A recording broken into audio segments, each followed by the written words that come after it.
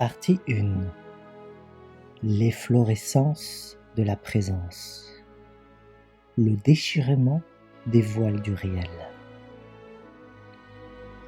J'ai cherché toute ma vie les raisons de l'existence. D'où me vient ce désir de comprendre? Y a-t-il un où, un désir et un comprendre? Comment des mots pourraient-ils expliquer ma vie? Je ne suis pas ma langue, ni mes doigts qui écrivent, ni mes yeux qui regardent. Enlevez-les et je serai toujours là. Je ne suis pas ma pensée, ni dans un espace, ni dans aucun temps.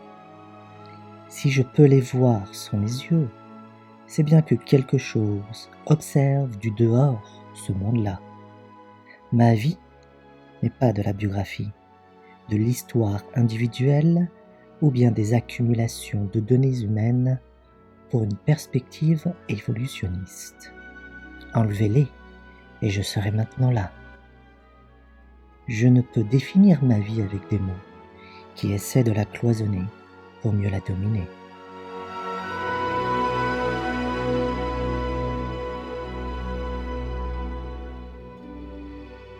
Nous allons explorer à travers ce livre la conscience, la vie, le langage, la matière, la science, l'art, la religion et quelques autres merveilles de l'univers. Tous ces domaines du savoir connaissent une structure commune, une structure du réel qui vibre et marque de son empreinte ce qui existe, aussi bien au dehors que l'on dit extérieur, qu'au dedans que l'on dit intérieur. Cette structure est de nature lumineuse, car tout est lumière. Comprenez, la lumière. La recherche est un processus d'accroissement de connaissances. Pour nous lancer dans une recherche, nous commençons par ce que nous connaissons, et trouver est un acte de reconnaissance. Alors, comment chercher et trouver ce que nous désirons chercher sans le connaître au premier abord?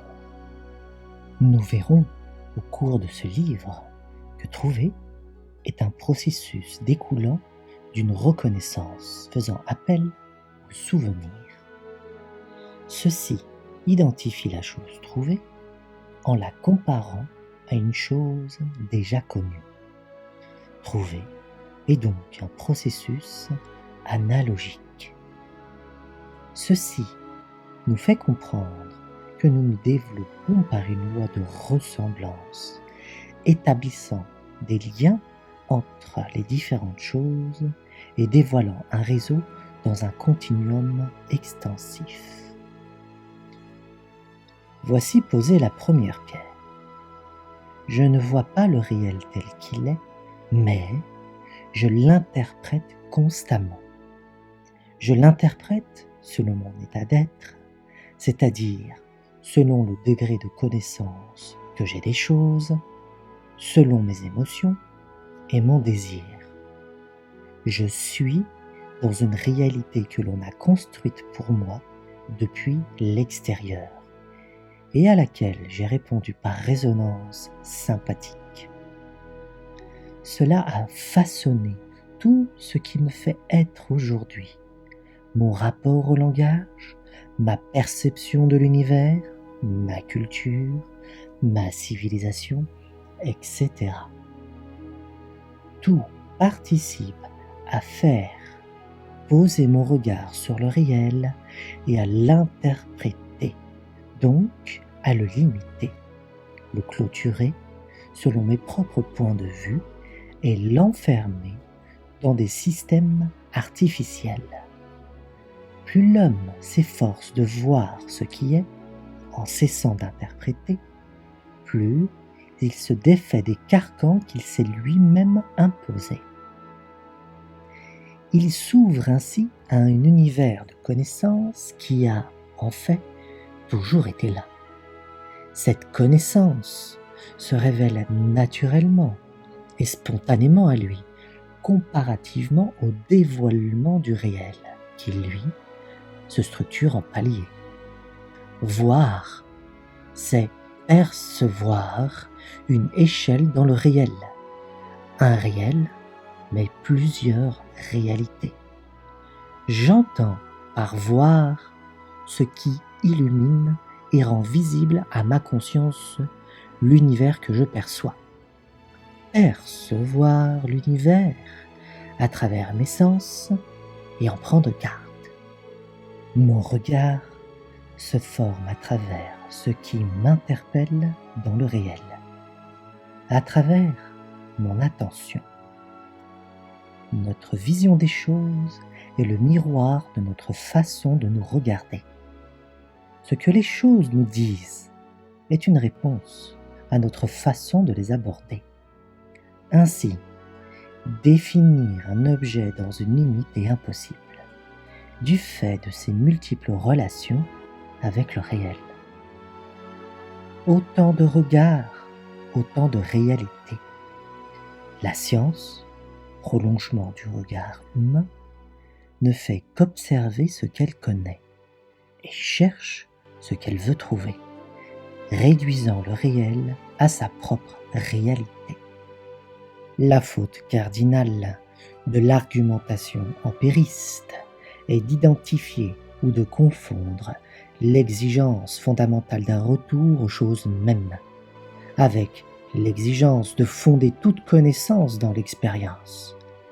En limitant au nom de sa conception naturaliste le domaine des choses connaissables, il tient pour acquis, sans autre examen que l'expérience, est le seul acte qui donne les choses mêmes. Citation Edmond Husserl. Les différents positionnements concernant la réalité d'une chose, faits au moyen d'expériences scientifiques, ne sont que des points de vue. Ces points de vue se situent à une certaine position dans l'espace et dans le temps. Toute science empirique se positionne selon un point de vue et juge la réalité d'une chose selon ce positionnement. Alors, comment juger la réalité d'une chose sans point de vue? C'est la vision immédiate, non pas uniquement la vision sensible, empirique, mais la vision en général, en tant que conscience donatrice originaire, sous toutes ses formes, qui est l'ultime source de droit pour toute affirmation rationnelle. Citation Edmond Husserl. En limitant le champ total dans lequel l'être humain s'exerce, on restreint son universalité. Toutes les sciences sont fondées sur une parcelle du réel. Leur méthodologie est restrictive et inhibitrice. En effet, l'intérêt scientifique se limite à un secteur particulier du réel, et le reste est mis hors recherche. Malheur à celui qui cherche dans la zone non autorisée. Et pourtant, lorsque nous jugeons une chose, nous jugeons la représentation que l'on en a. Entrer dans la réalité de l'autre, c'est comprendre son point de vue. Comprendre cela, c'est poser un acte de jugement juste. Maintenant, nous pouvons remarquer qu'en fin de compte, le jugement juste découle d'un regard posé sur le réel et non plus d'une projection posée sur lui. S'affranchir de la fixité de ces points de vue nous offre l'univers à nu. Ce regard ne nous parvient pas d'un seul coup. Il y a des paliers, des strates, des étapes de compréhension. Plus nous nous libérons de nous-mêmes à travers nos points de vue, plus l'univers se dévoile à nous. C'est alors qu'une interrelation apparaît, qui était pourtant implicite entre la chose observée et nous-mêmes. C'est toute la notion de digestion, d'assimilation de la chose inconnue vers laquelle on s'ouvre afin qu'elle devienne soi. La science, étant étrangère à soi, doit être digérée pour être assimilée. Elle doit être savourée afin de donner le goût réel des choses.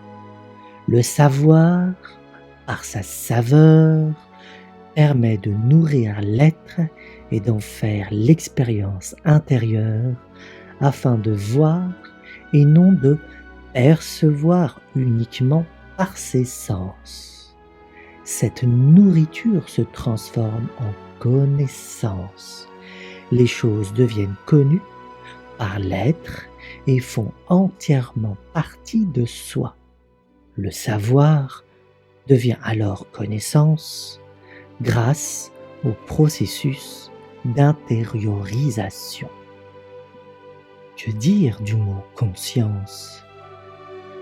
Il est apparenté au mot science et étymologiquement au mot savoir. Mais savoir quoi exactement ? Eh bien, savoir que nous sommes là et que l'univers nous montre le chemin. L'univers n'est là que pour cela. Il indique à celui qui le regarde avec intensité le dévoilement de sa propre intériorité. Ainsi, il y a interrelation et corrélation entre la science, le savoir, et la conscience, la connaissance. La science apprend à percevoir l'univers sous de multiples regards, revenant à la conscience par la connaissance que l'on porte, et ne cesse de croître à mesure de notre progression vers l'inconnu.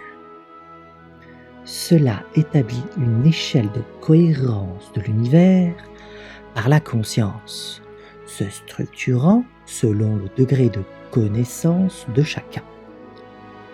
Au-delà du regard, du voir et du percevoir, c'est de conscience dont il s'agit vraiment. Être conscient, c'est être conscient de. Un stimulus nous attire vers la chose que nous regardons, une attention se dégage et nous rend conscients de celle-ci.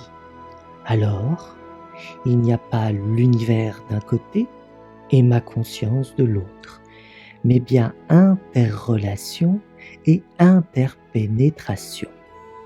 Ils ne sont pas en cohabitation, en entrant en contact occasionnellement, en rapport ou en liaison. La conscience et le monde des choses forment alors un tout lié, résumé dans ces unités psychophysiques individuelles que nous nommons être animé, animalia, pour former au sommet l'unité réelle du monde total. Citation Edmond Husserl. Il est, à présent, important de retenir un point capital. Tout ce qui forme l'être est une apparition à l'univers qui fut éveillé, émergé par des stimuli. L'univers est tel qu'on le voit et nous sommes tels que nous sommes par un processus de sens graduel. Ma conscience est une réponse et participe à un système d'émergence commun à tout ce qui est. Son apparition devait arriver et sa présence révèle un univers empli de sens. Nous ne sommes pas dans l'univers, mais avec l'univers. Ce que j'entends par univers contient le monde de l'extériorité est le monde de l'intériorité, soit tout ce qui est au dehors et tout ce qui est au dedans. Le monde extérieur et les êtres à travers leur intériorité ne sont qu'intersubjectivités, se faisant miroir l'un de l'autre. En conséquence, tout est signifiance. Parce que je suis, parce que nous sommes, parce que les êtres sont, tout est sens. Du savoir au connaître. Le savoir, science, doit être digéré pour nous appartenir comme nous venons de le montrer. Autrement, il nous restera toujours étranger. Comment digérer le savoir? En l'expérimentant dans le domaine du vécu intérieur, en le vivant et en le savourant pour en découvrir la réalité. Une fois cela accompli, une transmutation du savoir en connaissance se réalise alors. Le savoir s'apprend, tandis que la connaissance se vit. C'est elle qui permet d'accomplir un jugement et une action juste. Il y a un décalage entre le sujet et le réel proportionnellement à son degré du connaître. Ce qui nous échappe est ignorance, puisque connaître est du domaine de l'être. Quant au savoir, il n'est qu'une représentation du réel dans notre psychisme. Savoir n'est que de l'avoir. Croire être ce que nous sommes découle de cette représentation, comme un artifice ou une apparence. Toutefois, comprendre ce que nous sommes est une chose tout à fait différente. Connaître, c'est être présent au réel par voie directe et non une construction artificielle, ce que nous nommons justement représentation. Plus l'homme est présent à lui-même, plus il connaît. Il existe une intensité de présence qui établit les divers degrés du réel et donc de l'univers. L'intensité se présentifie par le mode du connaître. Être au réel n'est pas un sujet juste posé là objectivement, mais être au réel est un acte qui se vit. C'est la raison pour laquelle la syllabe « re » que nous mettons en avant et accolons séparément lorsque nous écrivons le mot « représentation » correspond au mode de vision indirect et donc de non-présence à soi-même. D'un côté, l'homme est avec l'univers, d'un autre côté, l'univers est en lui dans la mesure où il le comprend, l'intègre et le digère. Voici que la compréhension du réel découle de mon degré d'acte d'être. Cet acte d'être manifeste une intensité d'être qui varie en fonction de chacun. Toute la notion de présence à soi résulte de cette intensité. En conséquence, l'intensité de ma présence m'ouvre à d'autres horizons du réel. Si je parle de compréhension, c'est que l'acte de digestion de l'information de toutes les données contenues dans l'univers par la conscience est un comprendre qui aboutit à la connaissance. C'est toute la différence avec l'appréhension de l'univers qui appartient au domaine du savoir et qui ne demande qu'à apprendre.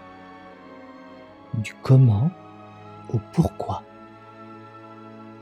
Que s'est-il passé pour que l'homme passe de l'univers de l'être à celui de l'avoir, de la compréhension à l'appréhension, du connaître au savoir? Notre univers nous est tellement étranger, inconnu et absent à nous-mêmes que l'on est obligé de nous en faire une représentation.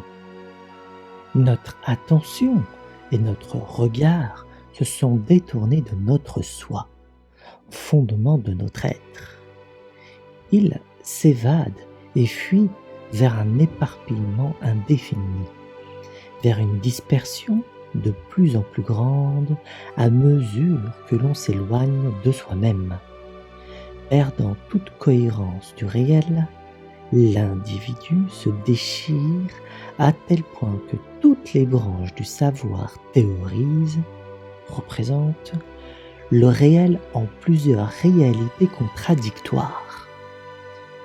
Ceci est la conséquence des représentations artificielles qui tirent leur source du concept dichotomique du sujet et de l'objet, apposés l'un en face de l'autre, du jeu et d'un monde extérieur objectivé. À mesure que nous réduisons la représentation du monde extérieur en nous-mêmes, notre présence s'intensifie et comprend le réel tel qu'il est. Un regard éparpillé dans une multiplicité incohérente cède sa place à un regard unitaire et cohérent. Cette perte d'attention de soi-même provoque un changement d'orientation. L'homme s'extériorise à lui-même et devient étranger à lui-même. Il porte son attention désormais vers les phénomènes extérieurs, ne regardant que le que, le quoi et le comment. Il pose la valeur d'une chose sur l'avoir et dépense son énergie pour un univers d'apparence. Ce qui compte, c'est avoir un diplôme, une position importante, de l'argent ou bien une renommée. Il apparaît clairement que l'homme s'oriente vers une perte de sens au sein de cet univers. Qu'est-ce qu'un homme de valeur? Qu'est-ce qui retient notre attention? Voici l'objet de toutes nos souffrances, confondre l'être et l'avoir. Un homme de valeur est un être riche du fait de sa connaissance et de son degré de présence. Ce qui revient à dire que celui qui sait est celui qui se trouve être pauvre, ignorant et perdu dans son royaume d'insignifiance. Le soi est ce qui fonde notre être et sa perte correspond à notre absence à nous-mêmes, ne percevant que les apparentes contradictions des phénomènes de l'univers. Le réel nous échappant, nous nous représentons ce qui est et posons des voiles sur celui-ci. Ce que nous entendons derrière le mot soi est conforme à la notion jungienne du soi. Il traduit l'acte présentiel d'un être dans toute sa totalité, c'est-à-dire que le soi est pure connaissance et pure présence, d'où la résultante d'absence lorsqu'une personne ne prête plus attention à elle-même. Elle est comme happée par le monde extérieur, le soi étant perdu, ce qui est vrai se trouve altéré.